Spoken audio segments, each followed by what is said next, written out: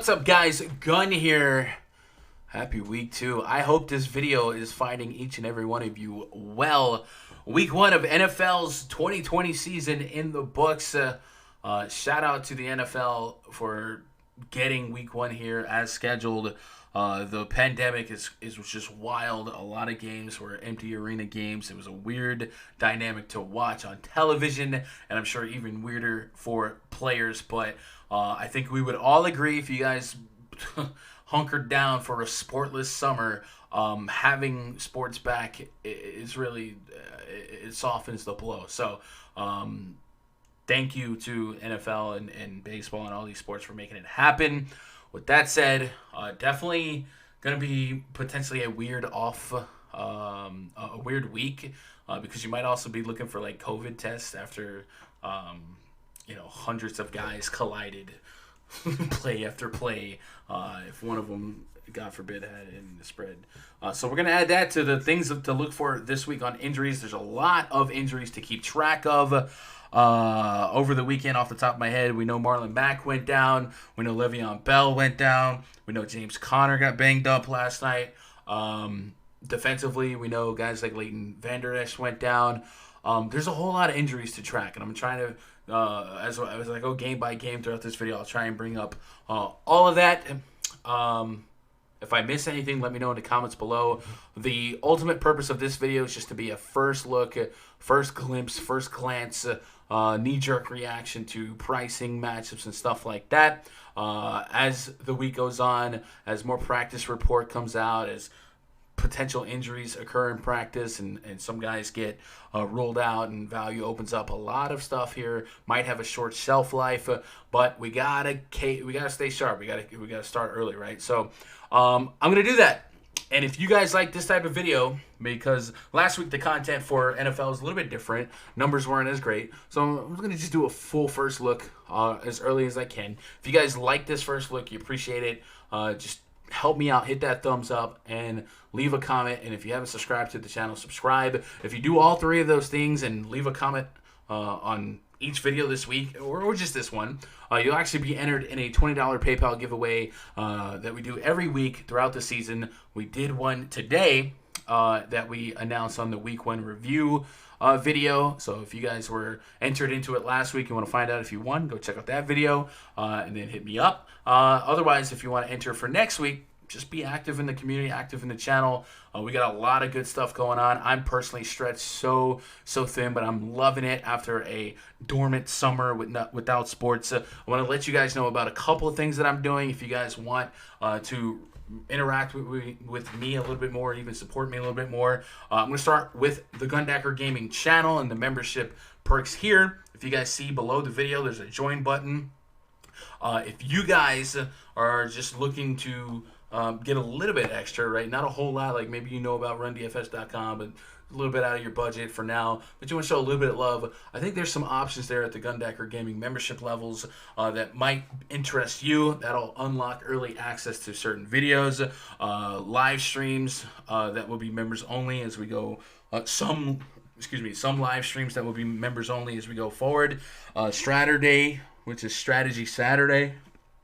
I will have a community post up right now that can only be viewed by legend tiers or above. Actually, no, any tier, the lowest tier. If you guys have some suggestions or had some areas of opportunity for improvement in your personal game or your personal game in terms of DFS, I'll have a community post that you'll be able to see if you're a member where I'm collecting suggestions or what you guys might want to see me cover, break down certain strategies, certain topics, and then every Saturday we'll have the strategy video releases. And I'm not against dropping a couple of videos this Saturday just to get that project going. So lots of cool stuff in the channel membership stuff, and then in addition to that, or I would say standalone from that, it has nothing to do with the YouTube memberships. I am a senior content director, provider, if you will, for rundfs.com. That is my other baby. If you guys are looking to go to the next level including 24/7 Discord access for the RunDFS.com server, daily voice chats pre-lock for baseball, for NFL Saturday night NFL group studies where we're shooting a breeze, making some lineups, talking some plays, and then of course access to my proprietary spreadsheets, projections, my personal player pool, stuff like that. You can actually go to RunDFS.com, make yourself an account. Click the banner at the top. Click VIP passes. There's a couple options up there. The weekend promotion that we plugged last week went down Monday, but the new prices I think are okay. $25 for the week. Again, less than $5 a day to get daily voice chat, 24/7 Discord. It's a very, very active Discord server of guys at all different bankroll levels that are winning at all different levels. Mentioned it. A couple of common wins over the weekend. But when I say all different bankroll, I mean like Jake won $100K from a big boy contest a couple weeks ago. Celia took down a quarter arcade on FanDuel. A couple mid-stake big splashes. Jalius, I think, on a showdown last week on FanDuel. I think he netted like 15K. So there's a lot of really, really sharp minds in there to bounce ideas off of. So if you guys want to join the RunDFS.com VIP memberships and get the perks and benefits from that, $25 for the week, $40 for 2 weeks, or $70 for the month. And I think that should be the expected retail prices there until, until the next NBA season, which might be January at this rate. If you guys did want to lock in until January 1st, we had a $200 special. It's officially taken down, but if that's something that you might want, I don't mind you guys reaching out to me on Twitter, DMing me on Twitter, and I'll get you set up for that. But it would just be kind of like an off-menu thing. I'd have to manually update it. I guess I could put it back up later. I don't know. Check out for it. So that's all the plugs, right? You got the PayPal giveaway on the channel.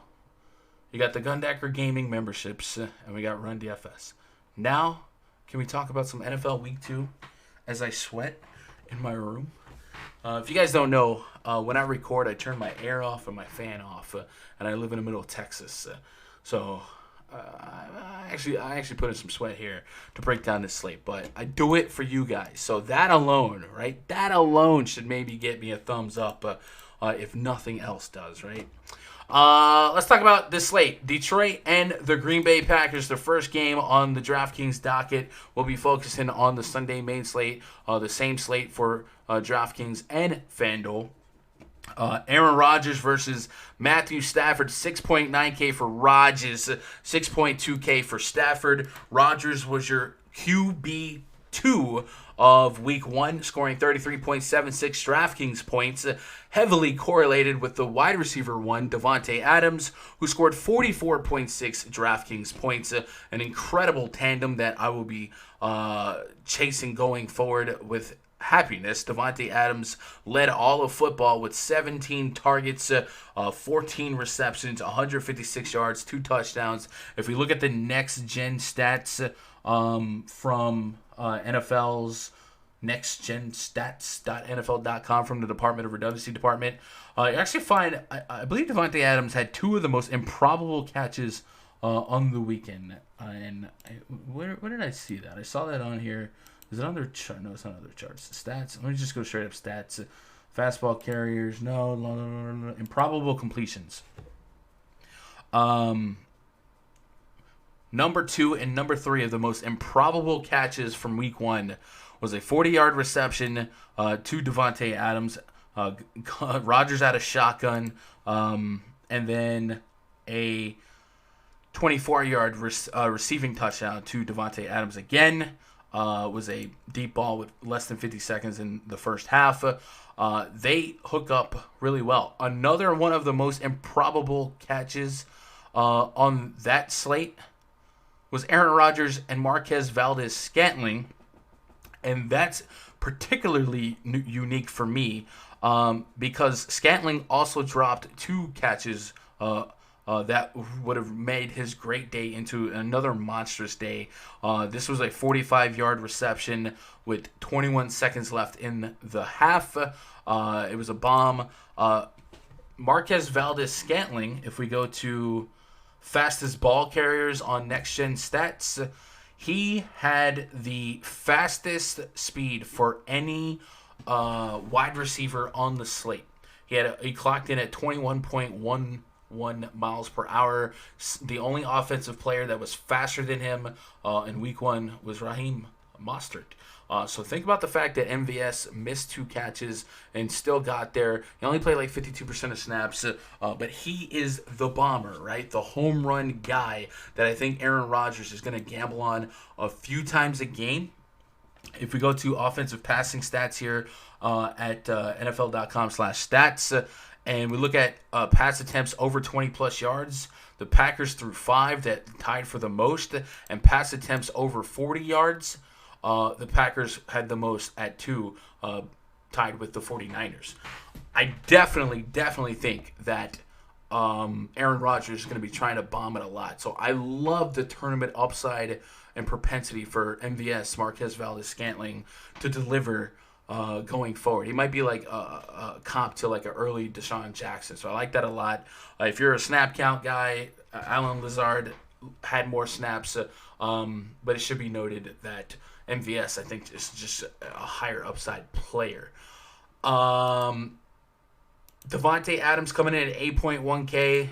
Aaron Rodgers at 6.9K. I love that combo for any format. Even if I didn't get to Rodgers, Devonta Adams at 8.1K. I believe those targets will continue. I didn't see much in the Detroit defense to keep me away. Mitch Trubisky was making some improbable throws against that Lions defense. So I like the propensity and the prospect of Aaron Rodgers to kind of do the same. Let's look at snap counts here for Aaron Jones. After the first week, he was on the field for 54% of offensive snaps for the Packers. Not a whole lot to be excited about. I will say that he, I think, led all running backs in plays against stacked boxes. If we go to stats, rushing, 8+ defenders in the box. Yeah, 43.75% of his carries were against fully stacked boxes. So I would be more receptive to hoping for a bigger game from him going forward. But of course, having guys like Jamal Williams on the team is never going to make me feel like super happy and comfortable in targeting him. But I think he's definitely in the mix here. If we go look at the Vegas total for this game, the Packers have an implied total of 26.5. They are minus 5.5 point home favorites, so that might further elevate my interest in a guy like Aaron Jones based on some of the preceding comments that I just said. But I couldn't push it as anything more than like a tournament spot, right? Running it back here, the Detroit Lions. So Kenny Golladay did not play last week. Pull up the Lions injury report. He was out last week. There was really no updates. We're going to have practice this week to kind of know.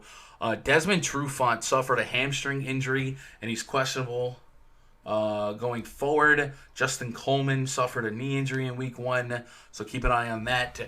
If Kenny Golladay does not play again this week, and the game script here is for the Lions to play from behind. Marvin Jones obviously profiles well. He's 5,700. Last week he had 8 overall targets. And then if we look at snap counts, I think he played the most snap counts, the most snaps of most any receiver.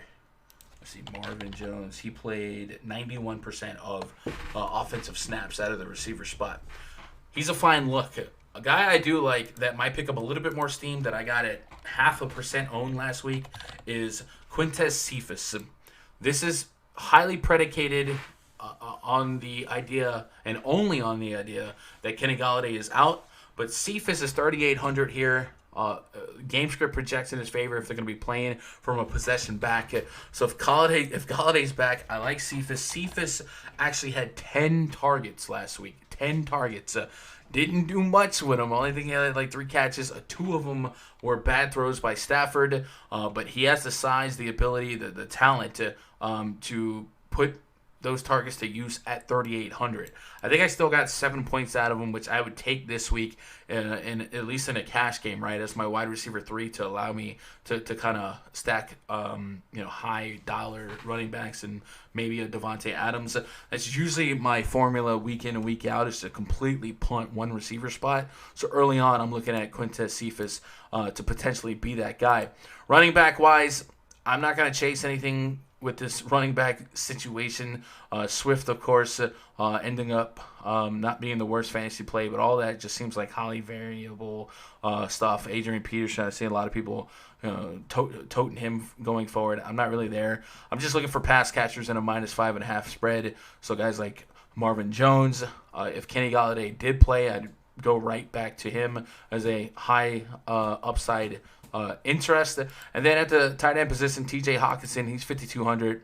He had a solid day at the office last week. He was actually the third highest scoring tight end for DraftKings, behind just Mark Andrews and Dallas Goedert. So if people, short life, short memory, that one, I don't mind looking at him. Only Devonte Adams, I think, is somebody I would force in cash, right? He's definitely going to be a tier 1 here.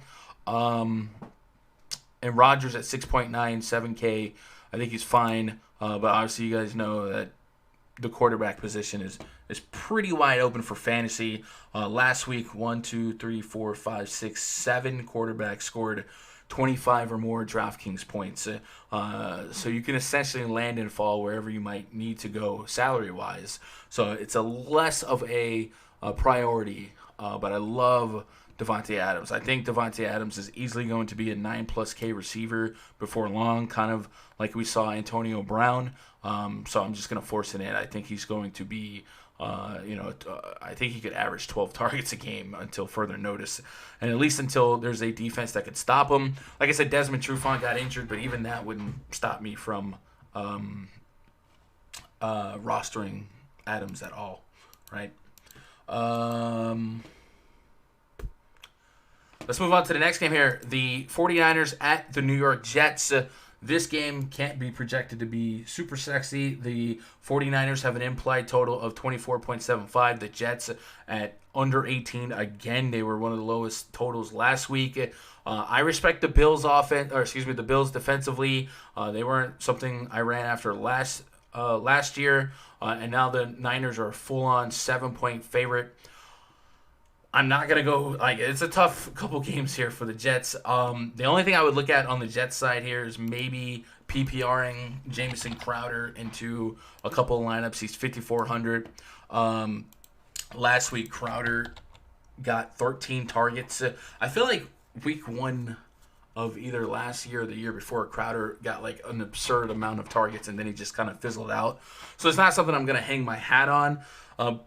But game script is going to force Darnold to throw and throw more. And then, of course, we know Le'Veon Bell is expected to miss a couple of weeks here. So Crowder's really the only thing that I'm somewhat interested, even if that's the word for the Jets side. Perryman, I think Perryman, he's the only case I have for Perryman here. He played 100% of offensive snaps in week 1. So, he's going to be out there, right? Saw 5 targets out of that. So, maybe if the 49ers adjust accordingly for Jamison Crowder, if I make some lineups with Cephas and all of a sudden Galladay's in, but I don't feel like ultra adjusting, maybe I go to Perryman as a punt and a prayer. I can't at all compare Perryman to anything that a Cardinals receiver would have done that, especially like Diop, but he did play 100% of offensive snaps last week, so maybe there's a case for that. Outside of that, I got nothing here on the Jets. The Niners, though, I think Mostert is going to pick up a lot of steam at 6,400 as a full-on touchdown favorite. If we look at rushing attempts overall in week 1, the 49ers had 25 rushing attempts. And Mostert accounted for, as we switch I haven't put all this stuff in my spreadsheet. Mostert accounted for 15 carries, which you like to see. And he also saw 4 receptions on 5 targets. So if he could push 20 targets and a much more positive game script on paper here than what Arizona ended up being, right? Arizona kind of stunned him, punched him in the jaw. And if George Kittle is going to continue to maybe at least play with a flat tire, right? He did get hurt even though he played almost the whole game last week. I think Mostert's in it for a higher than normal ownership week. Long term, last year, I wasn't a big fan of rotating running backs for the 49ers. And it is also maybe worth noting that, Tevin Coleman was ultra questionable last week due to the air quality, and he only played 6 snaps on offense, 5 special teams. Maybe since the air quality is not an issue this week, Tevin Coleman gets a little bit more work, but Mostert seems like a guy with a lot of upside and a lot of potential opportunity should the Niners hold their end of the bargain of this Vegas spread. And since I like kind of mentioning the next-gen stats, right, if I go to that fastest ball carriers, Mostert was the fastest player in football this week. He had a 76-yard receiving touchdown. If you catch the Jets defense slipping, maybe he can fly by some guys and add to his total. But, yeah, he was a fine play last week. He ended up being the 4th highest scoring DraftKings fantasy running back. So I got no quarrels. I won't push back on you playing him. I don't know that anybody from this game would be cash game or even single entry worthy for me. I think the process does love running backs in a -7 spread, but I'm not pushing the issue there. George Kittle moved down $300 to $6,700 after a $7K failure last week. He still ended up playing a high level of snaps, but it does appear that he was dealing with an injury. We'll see if they nurse that going forward. If they find an opportunity to rest him, if they do protect the lead. The Niners were dealing with a couple of injuries. We know that Brandon Ayuk and Richie James are also banged up.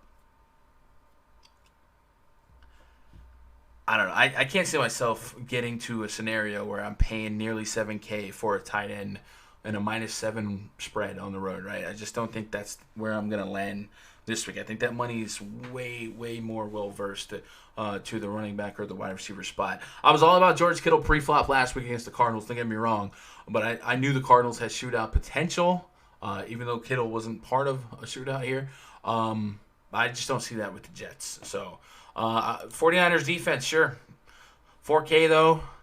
Defense is something I usually just punt. Last week, I think the Redskins might have been the cheapest defense, and they were the 3rd or the 2nd best defense behind just the Saints. Defenses are really just super high variance stuff that maybe one day won't be part of our lineup construction, right? So nothing else here for this game in terms of a first look that I like. Giants and the Bears. Giants played on Monday Night Football last night. Saquon Barkley had a historically bad night running the ball. I believe I saw a final stat that he had less rushing yards than Ben Roethlisberger. Should we expect that to continue long term? No. I think that says a lot about the Steelers' defense and the Steelers' focal point of stopping him. This might be a buy low spot in terms of ownership. 8,400 against the Bears. It's not a matchup I'm running to. Not something I'm running away from. I'm sure Judge can look at what they did wrong, what they did right. You'd love to get Barkley more receptions. I just think that money, I can't see myself playing Barkley over Ezekiel Elliott in any 1v1 scenario ever. I think Ezekiel Elliott, other than Devonta Adams, is probably going to be one of my favorite plays today. So I think Barkley's just going to get leveraged out and ownershiped out. So I guess in deep tournaments that puts him in play, but I'm just not there. Wide receiver wise for the Giants last night, Golden Tate did not play. He was dealing with a hamstring. Tate Crowder, linebacker, was inactive, and then a bunch of stuff that really doesn't pertain to this spot.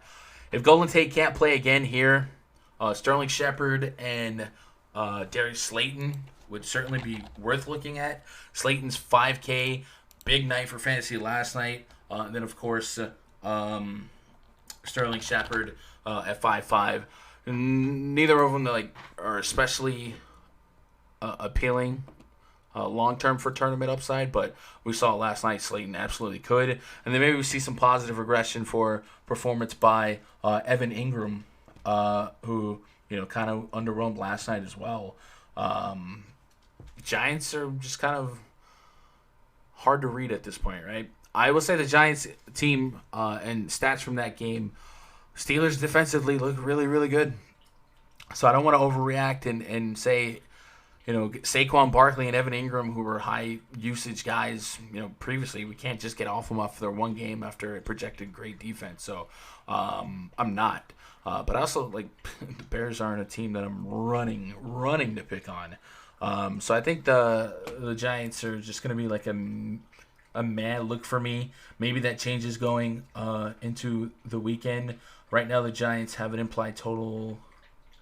It says 18. That might not be correct here. It might be offline after reacting to last week. But the Bears, in some books, looking like at 24 points. So, do we like any of the Bears here? Allen Robinson, 6,400. Sure, I'll take some of that. I still think he's going to be a perennial team leader in targets, right? He had 9 targets in week 1. Caught 5 of them for 74 yards. Yeah, nothing wrong with that. Anthony Miller, another guy that had a decent fantasy game. A lot of his fantasy points came off of a great touchdown catch, kind of like in desperation time. I'm not going to run to chase that, but sure, he's still an option. Allen Robinson would probably just be the bulk of my interest from the Bears offensively. I don't really see myself getting too keen on a Trubisky chase, right? Trubisky ended up being the 24.28, so he was right below Cam Newton in terms of fantasy points. I don't think I'm gonna chase that going forward. But I think Allen Robinson is probably just where I'm looking at first look, right? If I come back to either, sure. But right now I'm just looking at Allen Robinson. Moving on to the Rams and the Eagles. Rams defense was actually one of the waiver wire pickups I liked this week. Aaron Donald was dominating the Cowboys O-line. Of course, they picked up Jalen Ramsey.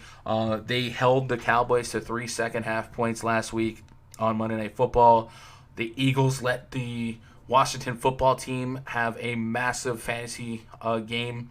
If the Eagles limp into this game still, I'm fine with Rams defense as a spot that I'm looking at. They're 2,800, sure. Usually I like to play home favorite defenses, but in the age of the pandemic and low crowd stadiums, I'm fine with whatever. Let me pull up the injury report here for Philadelphia. Miles Sanders and Alshon Jeffrey are 2 names to watch going into this week as we open up practice reports and stuff like that. Jeffrey, of course, didn't play. Miles Sanders didn't travel. That opened up a chalky Boston Scott that just did not get there.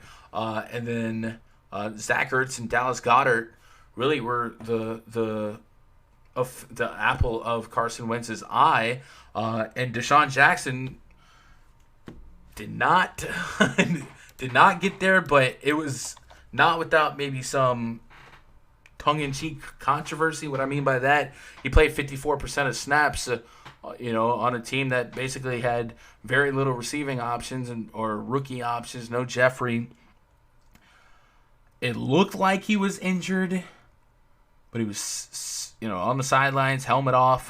So it just seemed like he was injured, but he specifically went on Twitter to announce that he was not injured. So I don't know what's going on with that.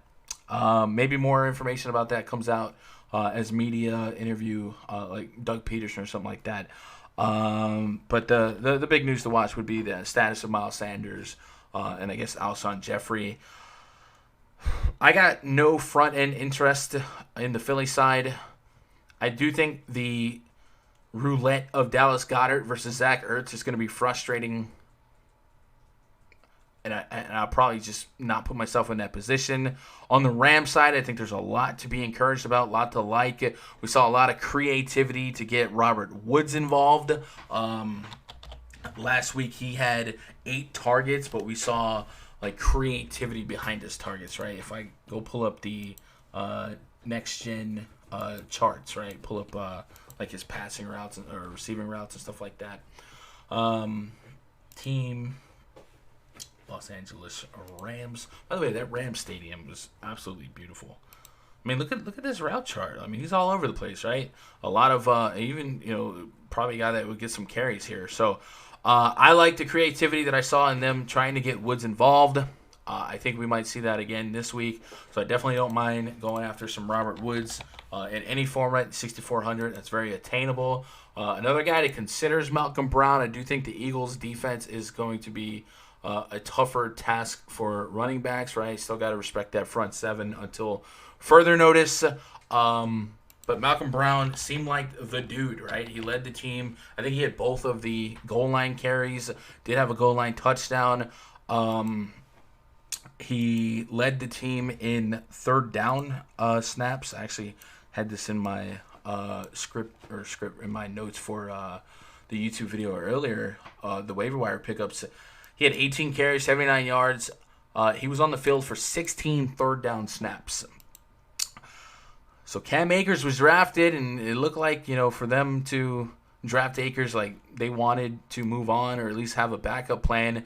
Maybe the fact that Akers is lurking and Henderson's there, maybe Brown's playing with a purpose and just trying to hang on to that gig. Sure, 5,700. Is he worth a dart in the air? It's not my favorite matchup, but it's something I'm going to keep an eye on.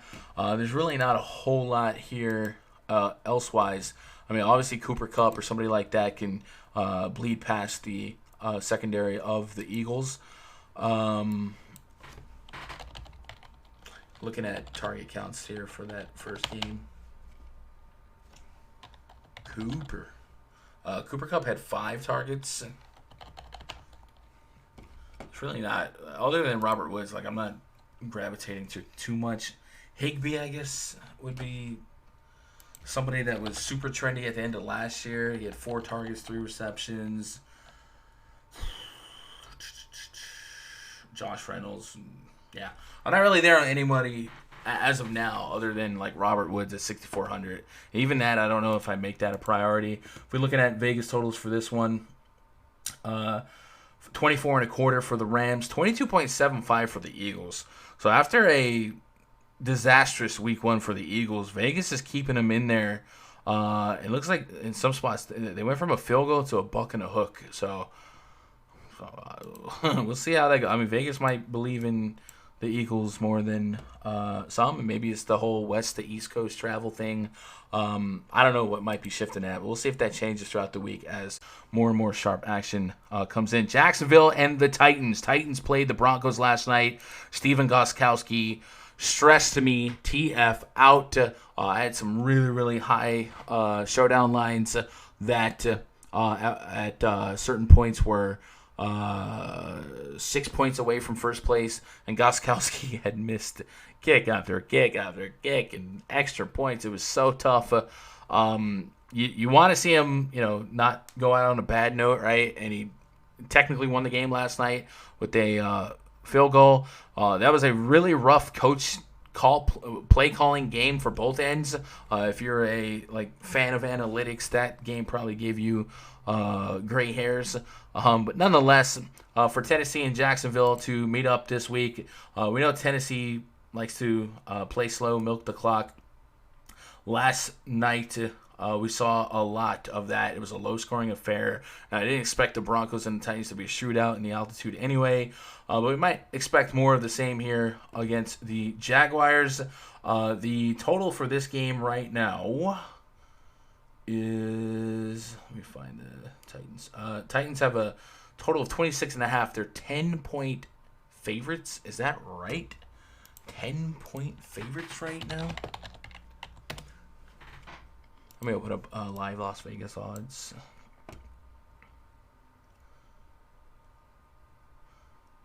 -11, -10 is some books here.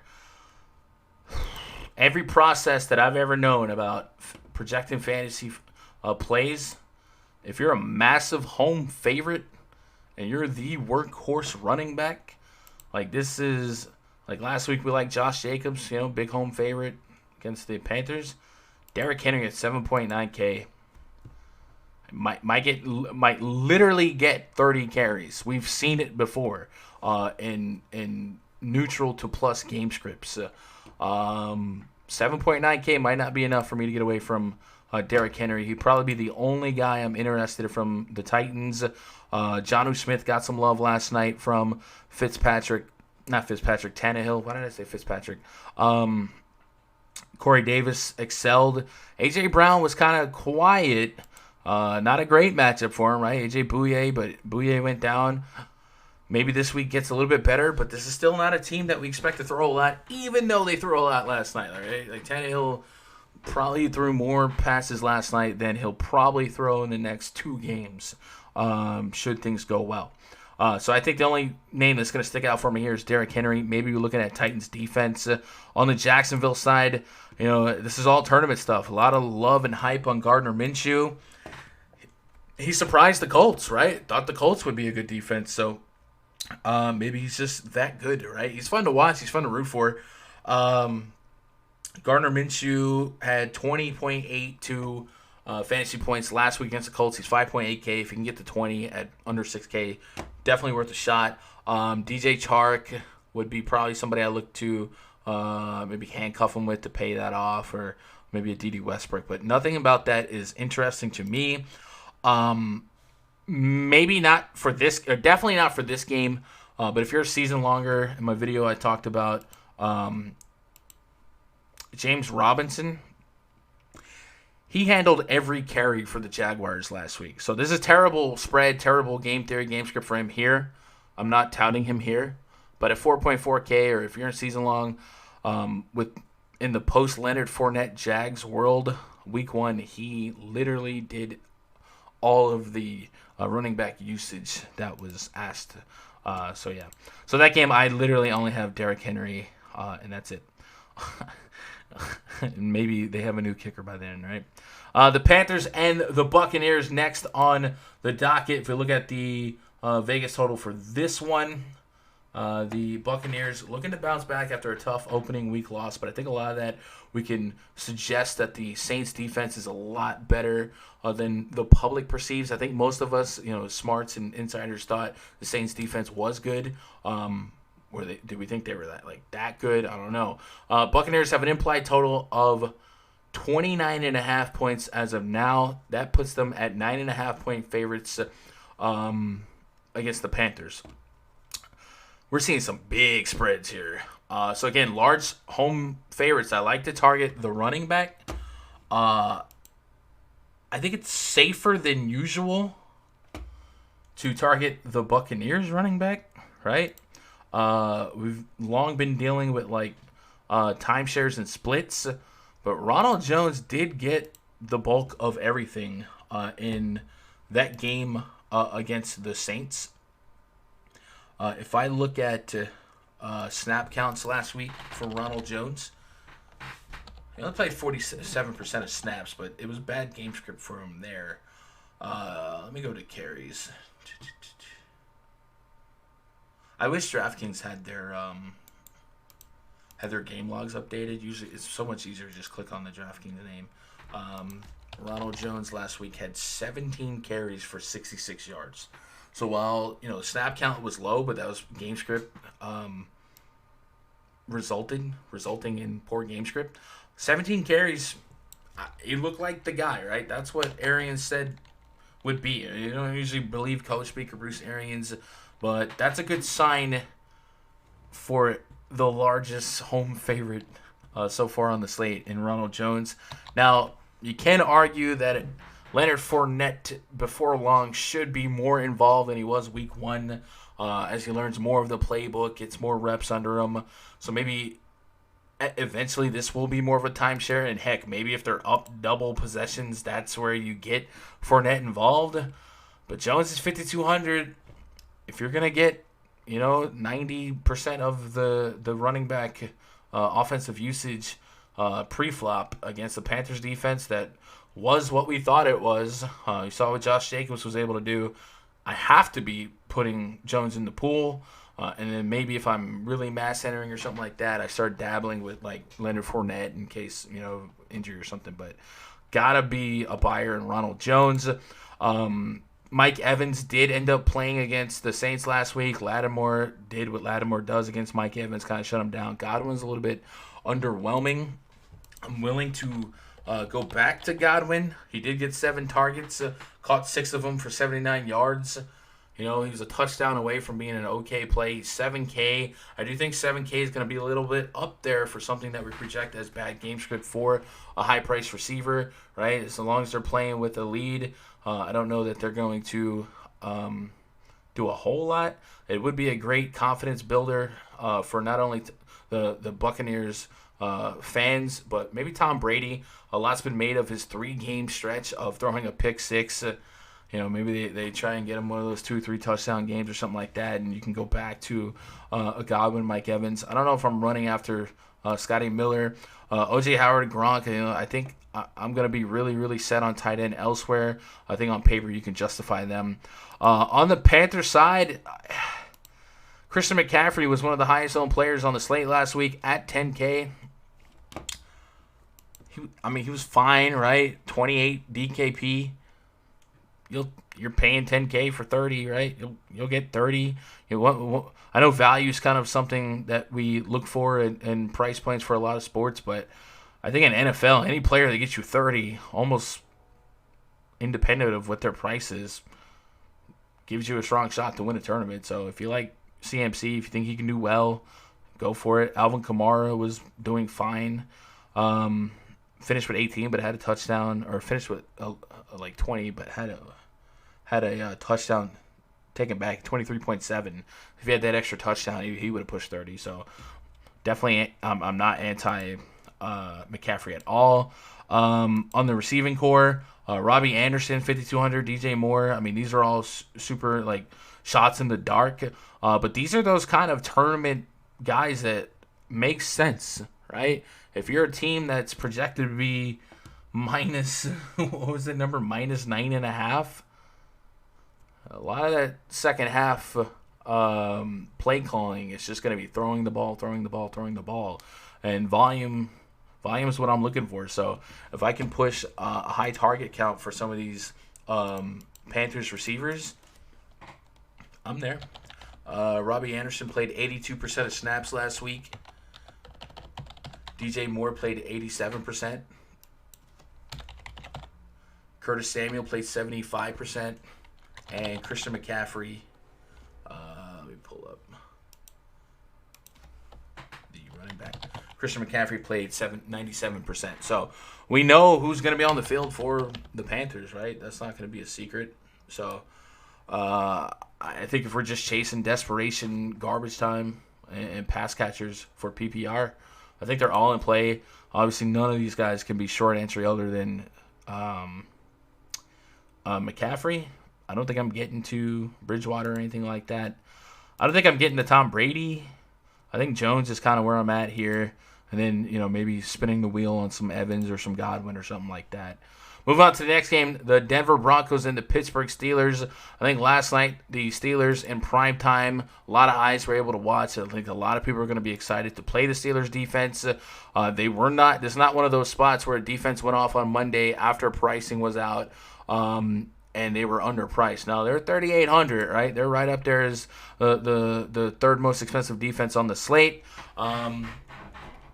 but I think they're fine. They're going to be a blitz-heavy, aggressive defense facing a Broncos team coming off a tough home loss, having to travel a short week. Don't mind looking at that defense. The news and injury notes for the Steelers are definitely worth watching. Last night, James Conner suffered a sprained ankle. The team believes he may return quickly, so we'll have to see how quickly. Could he be back this week? I don't know. Other than that, Joshua, no one here that's worth really mentioning. So what did we see last night from the Steelers? We saw Juju Smith and Deontay Johnson soak up targets. Juju was very, very friendly for the fantasy rosters. He's 6,500. I was very in the showdowns. Obviously, I was very high on James Conner and Juju Smith. We've seen Big Ben really, really key in on a couple of players. My apologies if you hear the train. We've seen the script before with Antonio Brown, Le'Veon Bell. Obviously, a arguably lower level of talent, but we know the patterns of Ben Roethlisberger. So Juju Smith is 6,500. He might be underpriced if he's going to produce like he did last night. He had 2 touchdowns, 6 receptions, 69 yards. Remember the Giants picked up Bradbury. Matchup probably gets a little bit better here, maybe. Keep an eye on the Broncos injury report because A.J. Bouye got injured last night right before halftime. So there's that. Also on the Broncos side, Phillip Lindsay left the game and didn't come back with an ankle injury. If he's out, that potential timeshare that we were all scared of with him and Melvin Gordon gets a little less clogged up. Royce Freeman did get some action last night, did get stuffed at the goal line last night. But Melvin Gordon's 5,200, not a great matchup.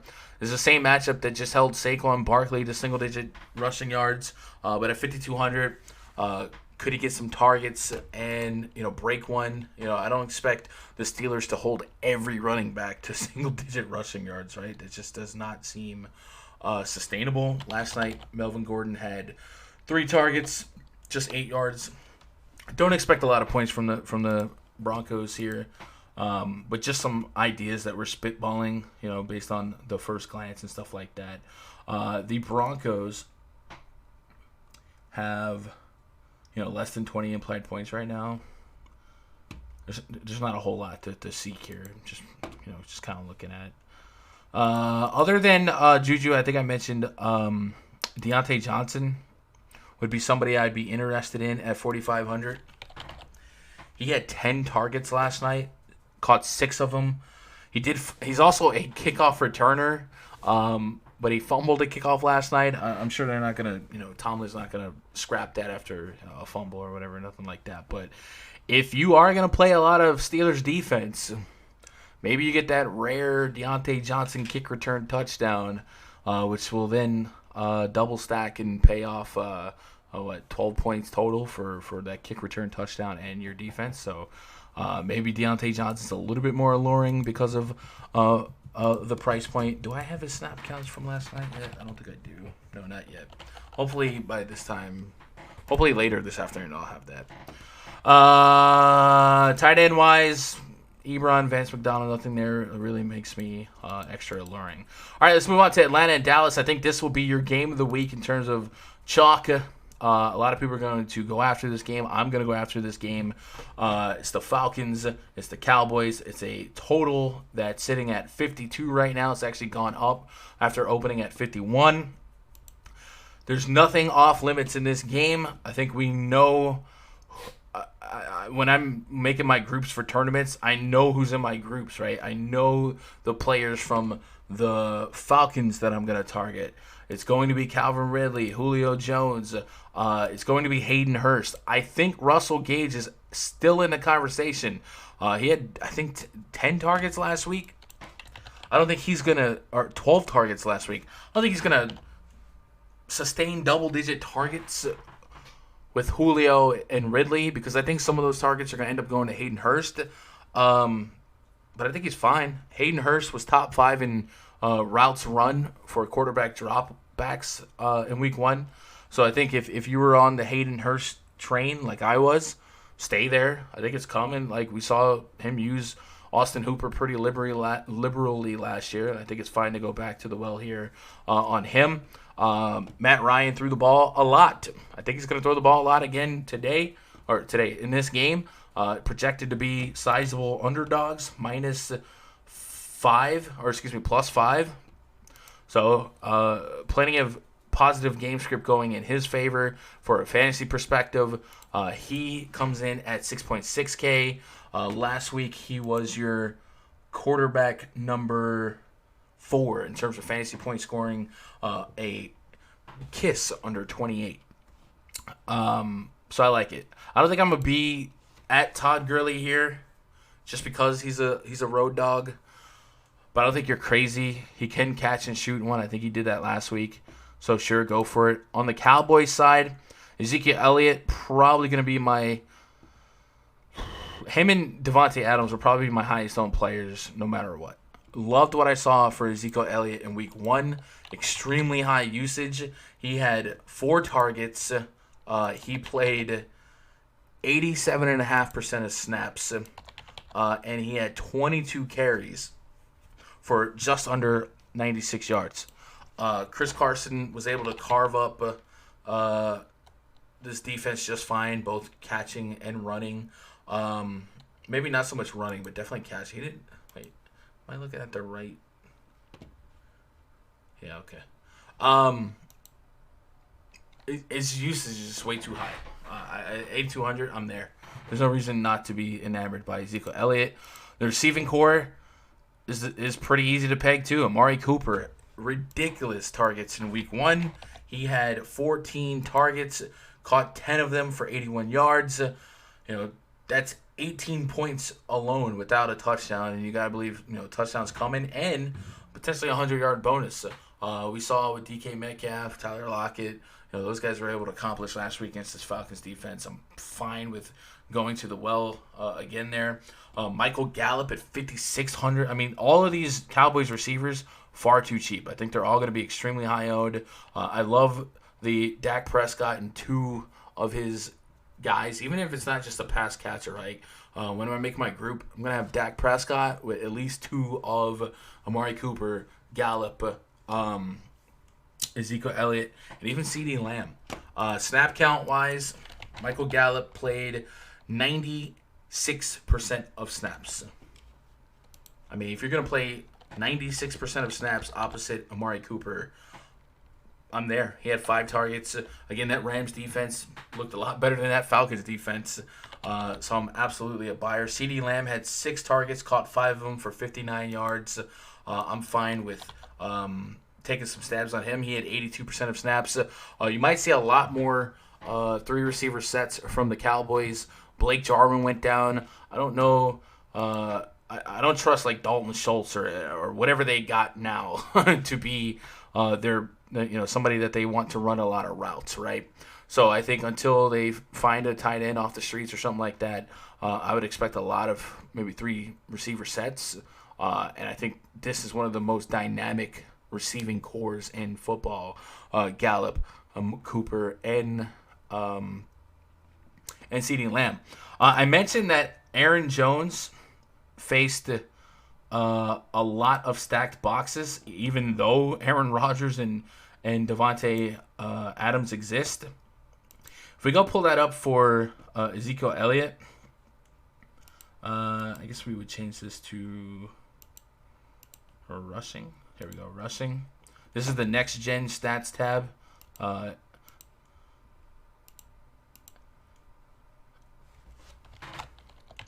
Ezekiel Elliott saw just 4% of 8+ defenders in the box. That's pretty much the lowest qualifying percentage. I almost don't believe that. That's how low that is. But that shows you how this Kellen Moore offense is able to spread, right? Like if you don't stack if you stack the box, then Amari Cooper, Gallup, burners like that, CeeDee Lamb are are going to stretch you, and then if you don't, Ezekiel Elliott's going to gut you. So, maybe you take that short yardage and you gamble with the running back there. And I can't expect every team to repeat what the last team did, but Ezekiel Elliott is just looking really, really good right now. Really, really good. And then Dak Prescott. I don't want to over-focus on just his receivers here. Dak Prescott, 6.8K. I think that's a price point where maybe some people get skittish, But he's got a lot of potential here in this matchup against the Falcons defense. He's got a lot of weapons. He's got some rushing potential. I'm all about playing some Dak Prescott. Got no quarrels. Got nothing against it. What did he do on Monday? Dak ended up with... Let me Control F that. 17.64. So, if he rushes one or throws another one, I'm there. The Falcons defense should allow that to happen. And then, of course, if you're just all about game script, Matt Ryan could do the same. I like that game a lot. Probably not playing either defense. Julio Jones, by the way. I think Calvin Ridley and Hurst and all those guys maybe soaked up a little bit more attention from Julio. Last week, Julio Jones had 12 targets, 9 receptions. Yeah, I'll play that. Sure, give it to me. All right, let's move on. The Vikings and the Colts. This is a game that on the surface doesn't feel that alluring, but the Vikings defense did not look that sharp. They were getting carved up last week. But like we said, 3 of the most improbable catches of the weekend happened with the Packers versus the Vikings defense. So maybe there's some probability regression. Nonetheless, we got a total of 47.5. Vikings are a favorite right now, 25, or excuse me, the Colts are a favorite right now, 25.25. Vikings 22.25. That's a field goal game. Obviously, big news from the Colts with Marlon Mack going down. Everyone is leaning towards Jonathan Taylor, rightfully so, right? We expect him to be the guy. But I will play a little bit of devil's advocate and let you guys know that, hey, Nyheim Hines played 53% of the snaps. He played over half the snaps there. I think Mack only played like 14% before he went down. Yeah, 15%.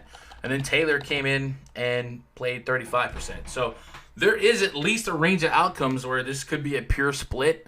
So I am keeping my ear to the ground where everyone's running to play Jonathan Taylor. It makes all the sense in the world. I'm not knocking that. But let's not forget about Nyheim Hines, because I know Nyheim Hines only had like 7 carries or something like that.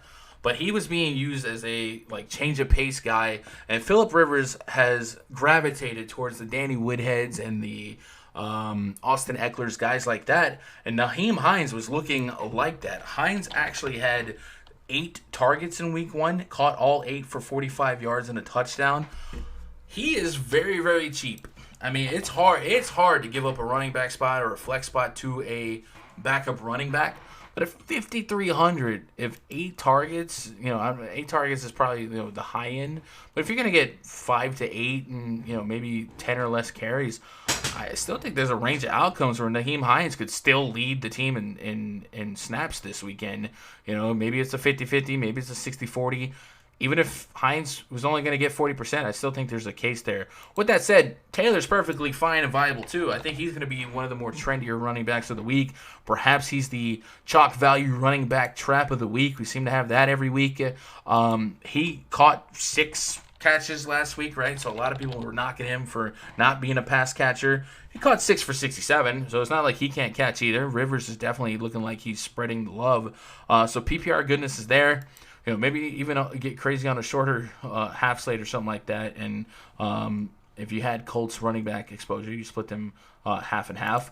I think if we're looking at the receiving core here for the Colts, it's natural to still want sub 6K T.Y. Hilton.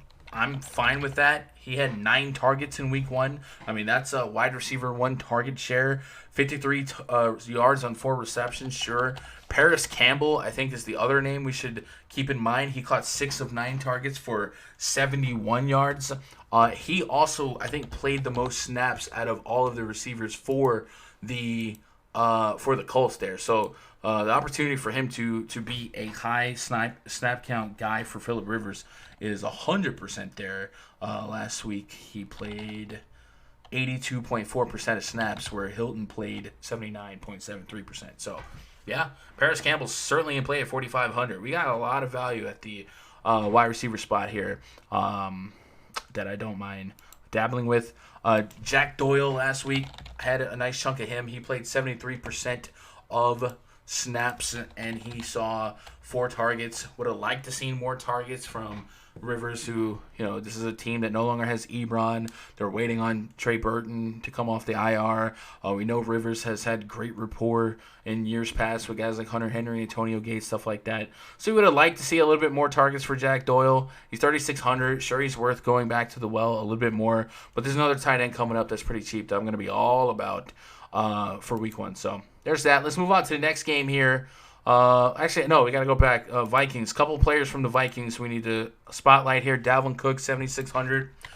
He ended up being a fine play, right? It could have been better, could have been worse. He had 21.8 DraftKings points.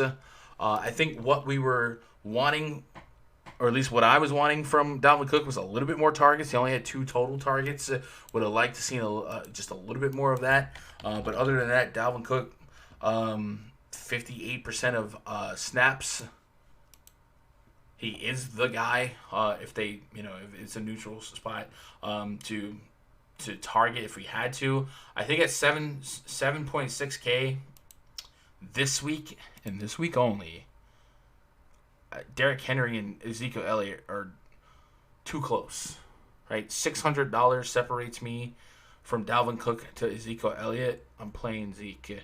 $300 from Zeke to Derrick Henry. I'm playing Derrick Henry. So I just think Dalvin Cook is going to get priced out of my exposure levels.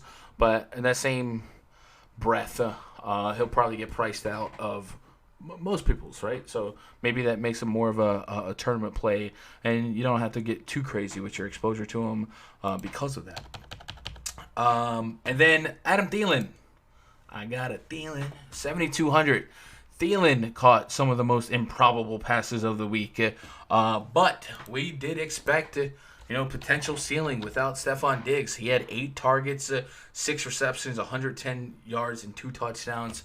I mentioned it when I talked about MVS and Alan Lazard. He was right up there with some of the more improbable catches of the week. If I go to the next-gen stats chart and check out improbable completions and sort it from most improbable to most probable, Thielen had the number 4 and number 6 most improbable receptions on the slate. Both of them, I think, were touchdowns. Am I right on that one? Thielen, touchdown. Yeah, so both of his touchdowns were lucky, I guess you could statistically say. So maybe that comes back for some regression. I don't know. So Thielen and Cook are probably the only Vikings targets for me. I can't really see myself getting to Cousins. Maybe you take a shot on one of the defenses, but nothing there that gets me overly excited.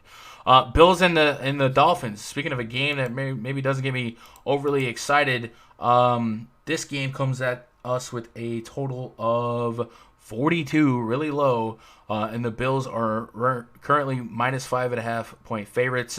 Usually a lopsided spread like that, I'd love to target the running back. I don't think I can do that here with the Bills. If I go to snap counts last week, Devin Singletary played 58.62% of snaps. He did have 7 targets. Is that a thing going forward, right? Can we buy into that? He had 9 rushing attempts, 7 targets. So he had more. He almost had the same amount of targets as right. That's crazy.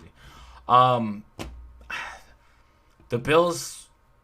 Josh Allen might be trendy after the game he put up last week, fantasy-wise. He's a high rushing floor. He has some nice weapons in Stephon Diggs and John Brown. It's the Dolphins. The Patriots ran a league-high rushing attempts last week. You might see some similar play calling for Josh Allen, but a lot of his runs aren't necessarily designed runs, right? A lot of scrambles, a lot of takeoffs, stuff like that. So I don't hate the idea of playing Josh Allen here, but it's not something that like I'm running to. Allen's 6,700. At that price range, there's Matt Ryan, there's Dak Prescott, and I guess this was kind of the case last week, so maybe there's more tournament merit in playing him. But it feels like they should be leading this game and winning with ease. I don't know. He was the third highest scoring quarterback last week, and we've seen him have those type of games before, so I'm not anti him at all. Definitely a soft matchup, but does seem like maybe the Bills would prefer to run a little bit more. Let's see. What was the run pass ratio? Or just the run attempts? Bills had 32 rush attempts in week 1, and they had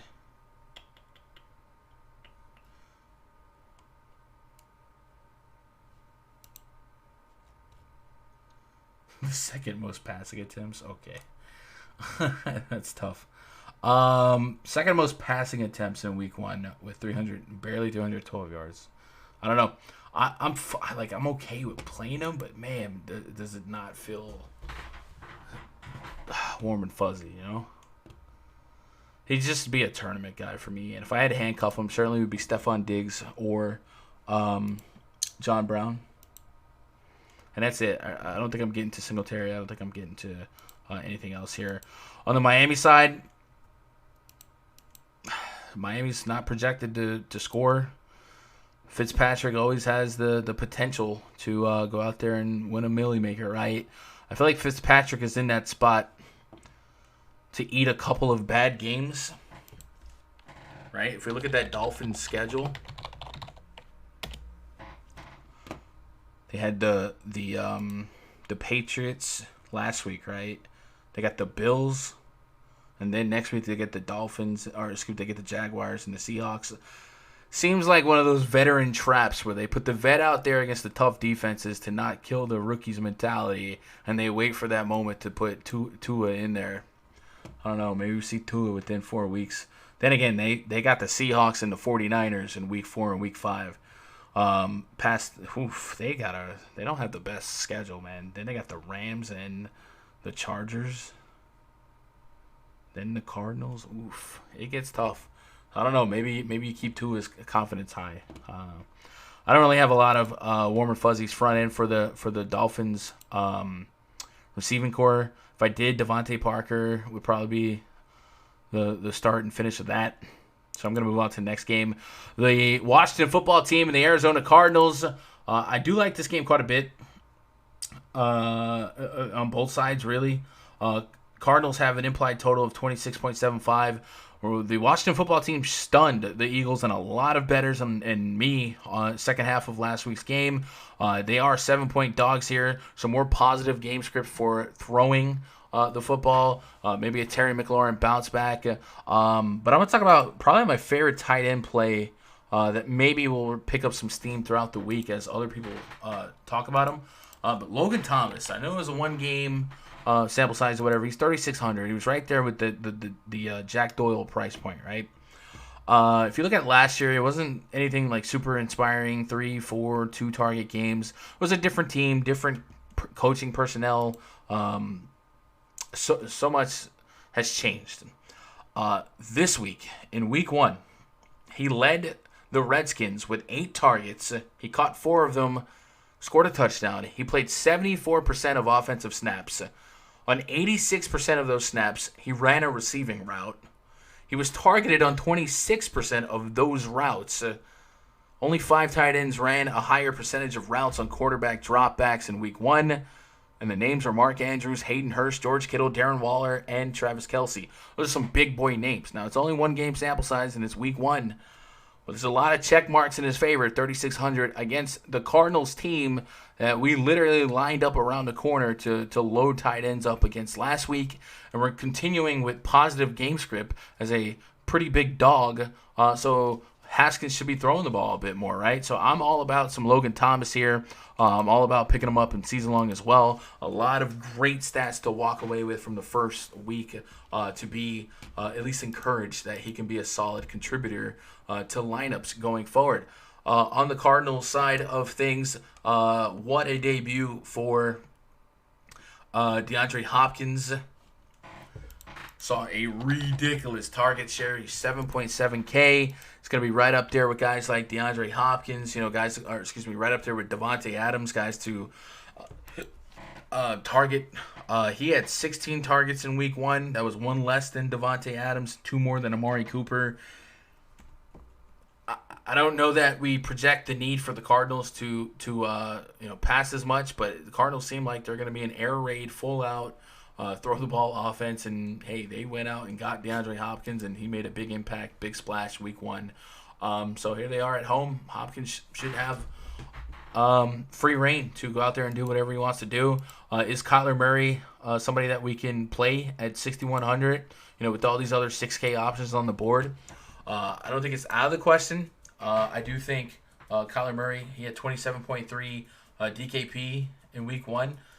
That's literally 0.2 of a fantasy point, or 0.2 of a fantasy point less than Lamar Jackson, and was right above Cam Newton. So I mean, he's a discount, and I think that's a range of outcomes that he can continue to be that guy. I think something that is, I just think it's very encouraging to me that they have so many weapons for him to throw it, and he still can run it, right? Like, that's part of his back pocket arsenal if he needs to do it. The Redskins defense after week 1 against the Eagles, I don't think I want to bank on that being the median. I believe that was the ceiling, maybe until further notice. So there's no reason not to like Murray, not to like DeAndre Hopkins. Is there any supplementary secondary plays on the Cardinals that we can get behind? I mean, Larry Fitzgerald, Christian Kirk, like, none of those guys are ultra inspiring. Kenyon Drake is a maybe. This is a spot where we're on Boston Scott, right? Kenyon Drake last week played 70% of snaps, so he did get the bulk of opportunities, or at least the playing time out there. He had 16 carries, 60 yards, 3.8 yards a carry, and a touchdown. Niners defense, we know, is good. So yeah, Kenyon Drake's right there for somebody. If you need some value at running back, sure, I'll play some Kenyon Drake. And we definitely know he can catch and shoot. He had just 2 targets last week, but I know that's part of his game if they need to unlock it a little bit more. So 5.9K for Kenyon Drake. The game script is there, pre-flop, right? A home favorite. Got the snaps and the carries last week. I'll go back to the well. Washington, I know I mentioned Logan Thomas, but I also think we should not just write off Terry McLaurin just yet. 5,900 in a game that should pressure the Washington football team to throw more. McLaurin's fine for me. He had 7 targets last week. 7's probably like his median, right? He might average 7 targets a game, but there's going to be games where he gets 10 plus. The Cardinals going to run a super fast pace. There's going to be more possessions, more throws, and McLaurin's definitely somebody that they're probably going to have to look at to get involved and get creative with. So I definitely will be looking at him. Steven Sims Jr., he only had 3 targets last week, but same song and dance, like, you're probably going to get him more involved. But McLaurin and Logan Thomas are certainly 2 guys I don't mind. And then Dwayne Haskins is 5-1. I'll have some of that, right? Like, imagine what you can do with Dwayne Haskins in the lineup. If I started my lineup with like a Haskins Logan Thomas for like a tournament, it's going to give me 59 per. It's definitely going to be the key, I think, to start a lineup with like Ezekiel Elliott, Derrick Henry, and then maybe one of the Devontaes or DeAndre. So I would definitely love Devontae a little bit more, so I'll put him in, and then just go punt any defense. Chargers is maybe not the one, but you know what I'm saying? So I still got 5K per. Reasonable prices, and I think we identified some 5K value. I think this is how a lot of people, I won't say a lot, but this is how some people could start with a value QB and handcuff, and that'll give them some space here to do some stuff. So I don't hate Dwayne Haskins to Logan Thomas handcuff for fantasy. I really don't. The Chiefs and the Chargers. Chiefs look like the Chiefs, Super Bowl champs. They were unstoppable by the Houston Texans. I'm not going to spend too much time breaking down the Chiefs. Play the Chiefs, right? If you can get them. I think maybe people will be disinterested a little bit more because the Chargers are a good defense. But I don't think there's a defense in the league set up to defend the Chiefs. They're just so spread out. Way too many weapons. Maybe if we get suppressed ownership because of perceived tough matchup, you're making a point to make sure you get some Chiefs exposure. Mahomes is 7.7K, Tyreek 7.5. I mean, these are all dart throws away from Devonta Adams, DeAndre Hopkins, stuff like that. Feel a little bit safer. Travis Kelce 7K. Like, all these guys are fine. And even on the running back situation, CEH 7.4K for him. I mean, he's not that far from Zeke and Henry as well. So there's plausible pivots that seem like they have higher predictive value in terms of production, right? I think the Chiefs are very volatile because they're so spread out. They're like the Golden State Warriors from a couple years ago. Durant, Curry, Clay, Draymond. You just never knew who was going to go off night to night. And I just kind of feel like the Chiefs are like that as well. So if I can take that high usage projection and predictive value on the guys like Henry and Zeke and Devontae and stuff like that, I'm going to go with it. But I do think because the Chargers are a perceived tough matchup, just statistically on paper, maybe projections are a little softer. If they do project decently low owned, then I think the Cowboys and Falcons will soak up a lot of ownership. I'll have to make it a point to get some Chiefs exposure, right? There's no way you just don't have exposure to an offense like the Chiefs. You just don't. With that said, if the Chiefs do what they do, the Chargers are going to have to answer back, put some pressure on a guy like Tyrod Taylor. He's 5.3K. Maybe handcuff him to Keenan Allen, Hunter Henry, Austin Eckler. Eckler is a curious case of where are the targets. He had one target last week. Certainly not something that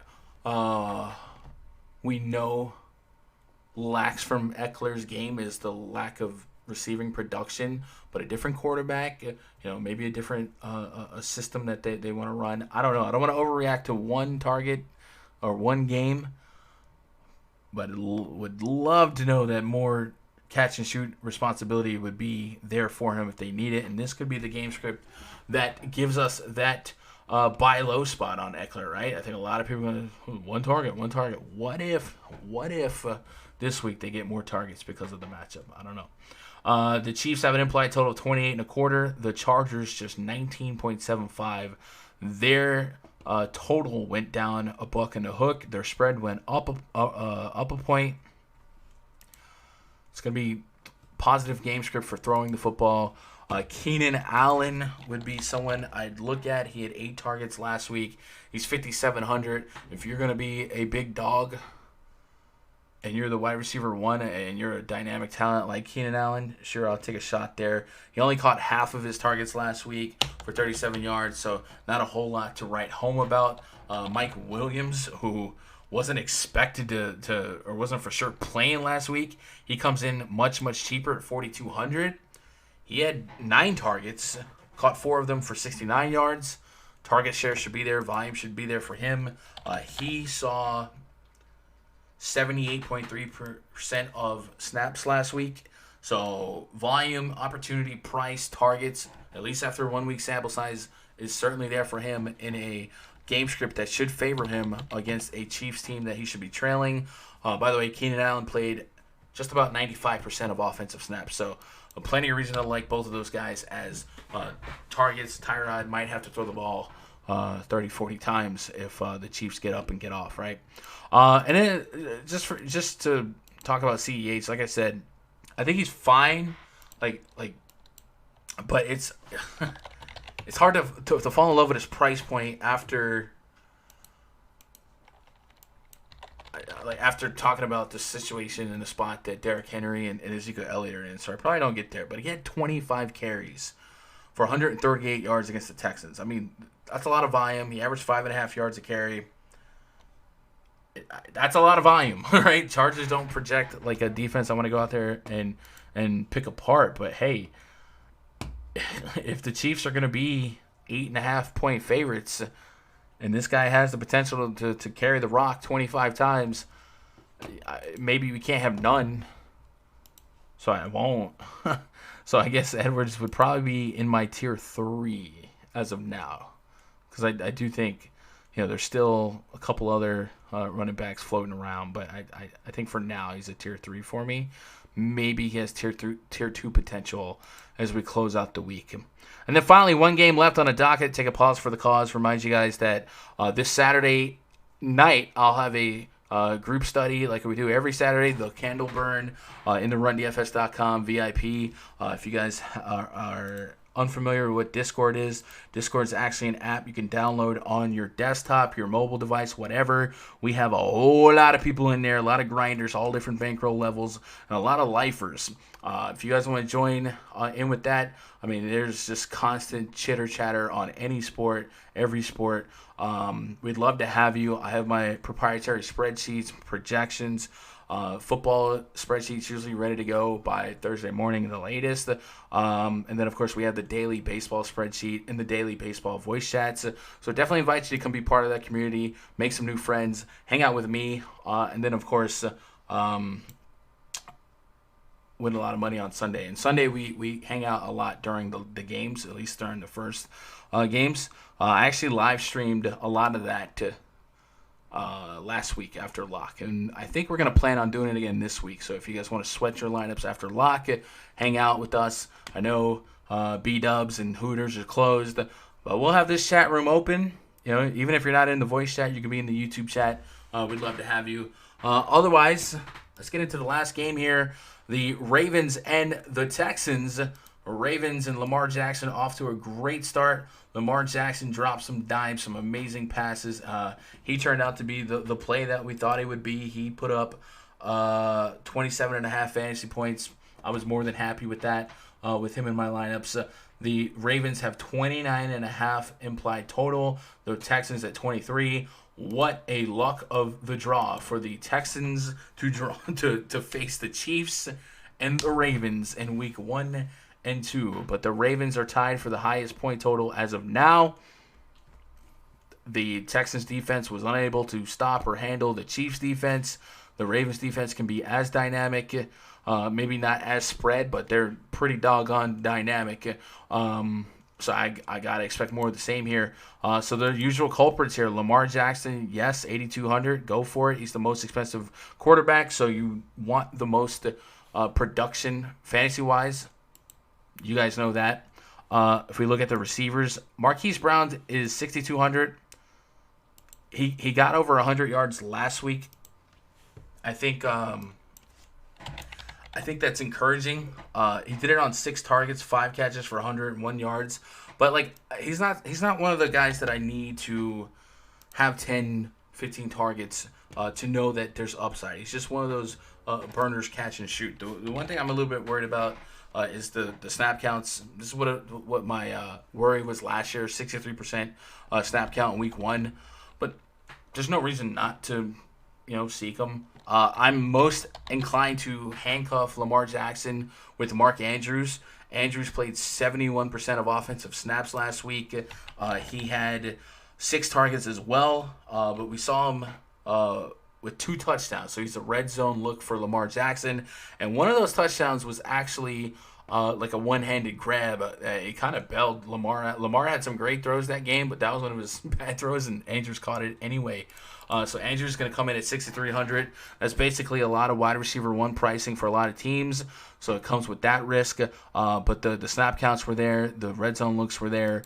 So there's no reason for me to not be interested in both Marquise Brown and Mark Andrews as front-end options.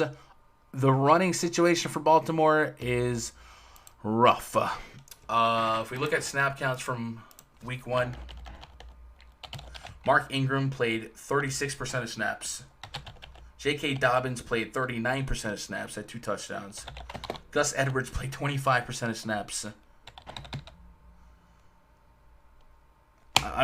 We don't even need to go past that.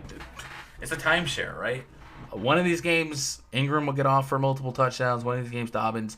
I think I'm just gonna have to stay away. I will stay away from that from now. No reason for me to change that. So yeah, I think it's Lamar Jackson. I think it's Marquis Brown. I think it's Mark Andrews. And then on the Texans side, Deshaun Watson is still a dynamic guy, right? He's still a talented athlete. Maybe week 1 against the Chiefs woke him up. A couple of plays he left out there. I think the Ravens defense is going to be tougher than the Chiefs, but he did have a little bit extra time to prepare for this one, going from Thursday to an afternoon Sunday game. Maybe they got some tricks up their sleeve.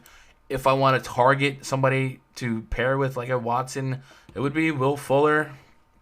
Will Fuller in week 1 against the Chiefs had 10 targets, caught 8 of them for 112 yards. I'm sure they'll move him around. We'll go check out his let's go look at his chart. Will Fuller. By the way, if you guys haven't seen this, nextgenstats.nfl.com, this isn't like some secret website. You guys have access to this. It's a free resource by NFL. Will Fuller, look at his route tree. Like, it's all over the place. So they're trying to get him involved, and that's what you like to see. The other option here is David Johnson. David Johnson looked pretty doggone good there against the Chiefs. He had 4 targets against the Chiefs, 3 receptions. You would love to see him be that PPR back that he was in Arizona. He played 81% of snaps. So I think if you're going to, let a guy like DeAndre Hopkins go get David Johnson, you better use him, right? He looked good. Ravens defense is elite. So none of these Texans players are going to project above average for me here. But if I'm trying to game script guys to run back against the Ravens, it's probably Fuller. It's probably David Johnson. Brandon Cooks has a Q tag on him. He did practice yesterday. We'll keep an eye on that. There's no one here to really, really love past that. Akins, I think, fell into the end zone. Nothing on this Houston side is something that I'm running to. I almost might not hate the idea of playing Deshaun Watson naked at 6,400. Maybe he scrambles a little bit, runs for his life, gets us 50, 60 rushing yards and finds some touchdowns, even if they are late in the game. But other than that, it's hard to project the Texans with a high level of confidence. So there's that. Anyway, that's our first look at all these games. As the week goes by, as more practices and notes happen and injuries happen, things will change. I will probably try to do a core picks video for both DraftKings and FanDuel as the week progresses. If you guys have any suggestions for some video topics, go for it. We'll also have the channel membership Saturday strategy videos. So you guys that are members of the channel, be sure to look for the community post that is accessible only to members of the channel, and throw me some ideas that you guys might want to see me cover. In terms of strategy, it could be any DFS sport that I personally cover, and I'll definitely have no quarrels doing that. If I had to pick 4 players right now that I want to have in single entry or cash games going into Sunday, as of now, it's 100% Ezekiel Elliott, Derrick Henry, Devonta Adams, and I'm really close to saying DeAndre Hopkins, and right now I think there's a way for me to make that happen. And if it's not DeAndre Hopkins, I'm kind of privy to Logan Thomas.